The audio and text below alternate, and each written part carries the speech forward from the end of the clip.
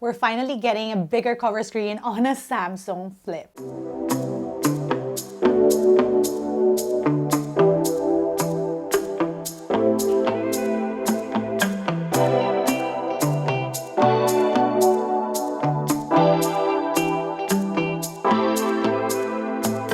Good day, you beautiful people. Welcome to LAZADA's Tech, where we do tech in your life in style. Today's video, and you guys know I love this, is all about the new Samsung Z Flip 5.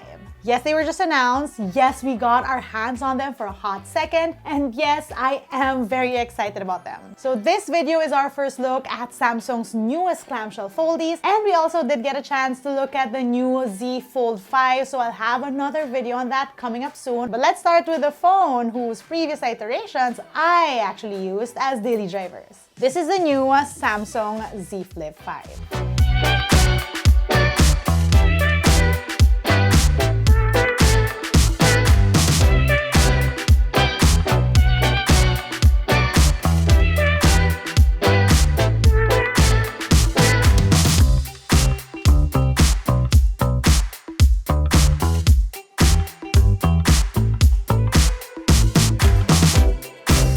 Yes, you got that right. There is a new, bigger cover screen. I'm so happy about that. But yeah, let's take a step back. For those who are curious, like I said earlier, I did use the Z Flip 3 and the Z Flip 4 as daily drivers. Then we got new clamshell foldies in the market, and they were looking very competitive. You had the Oppo Find N2 Flip, which had a bigger and vertical cover screen. Well, a bigger screen than the Z Flip 3. And then we also have the newly released Moto Razr flip phones, which that had the biggest screen on a flip phone. And yes, I will have a bit on that phone coming. But yes, my point in saying is that there were finally other clamshell foldies, non-Samsung ones that were coming out that were looking like viable flip phone options. And so with this new flip, I think that Samsung actually really went and listened to what people were saying they were wanting and tried to give us that. I mean, they better, because now there are other clamshell foldies in the market available to consumers. So basically, the big changes on the Flip 5 include one, that beautiful big cover screen, two, a flatter fold, well, hinge, a flatter folding hinge, a hinge that folds flatter. More on this later. And of course, three, a better flagship processor. That new 3.4-inch cover display is a game changer, I'd say. Like, you can actually tell the difference it makes. Personally, I'm excited to test this out for flex mode selfies just to see how it performs. This new screen just means a way better selfie preview from previous flips, which basically gave you a smaller image just so it could fit the whole frame on that horizontal cover screen. But another big thing that I'm excited about, more cover screen functionalities. Samsung now claims that you can quick reply on the cover screen using QWERTY. Surely a big deal, because finally, and yes, this includes speech-to-text and quick responses. More widgets are also coming on that cover screen, and now you can even zoom in and zoom out of stuff on it. And of course, there are even more display customizations, which I like that. We're also getting a better hinge, one that looks flatter. This was what I was talking about earlier with that hinge folding. And as with every release, there's a promise that this is a more durable flip. They claim 200,000 folds on this new flip, partnered with Gorilla Glass Victus 2 and Armor Aluminum. This thing is also IPX8 rated. I obviously want the lavender phone, but this thing also comes in mint, in cream, that cream looks good too, and graphite. Finally, this thing also gets a processor upgrade, a Snapdragon 8 Gen 2 chip, which is the best of the best right now that you can get in terms of flagship processors. We get the same battery capacity, the same megapixel count on the wide and the ultra-wide cameras used as the main cameras on this phone, and the same 10 megapixel selfie camera, but with a slightly bigger aperture. But yes, all of those new things, let's take a closer look at the phone.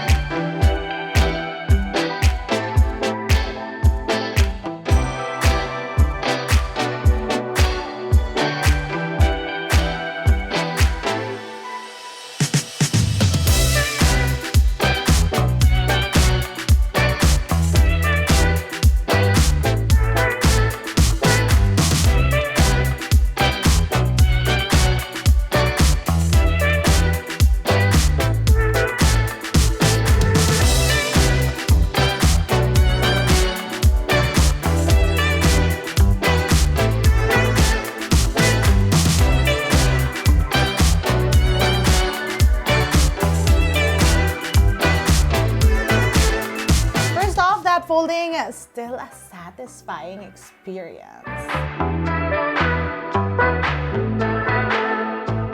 Bigger screen and cameras up front, we still get a crease, and let me tell you guys, all foldy phones still have it. It's just how it works when things fold. But I will say again, as someone who uses a foldable phone, these creases are not something you usually really notice when you're already on the phone. On the side, there's a volume rocker, an unlock button with a fingerprint scanner. At the bottom, speakers and a USB-C port, and on the other side of this phone is a SIM tray. For comparison, here are the Flip 4 and Flip 5 side by side, and you can most definitely see 1, the screen size difference, and 2, that gap difference when folded.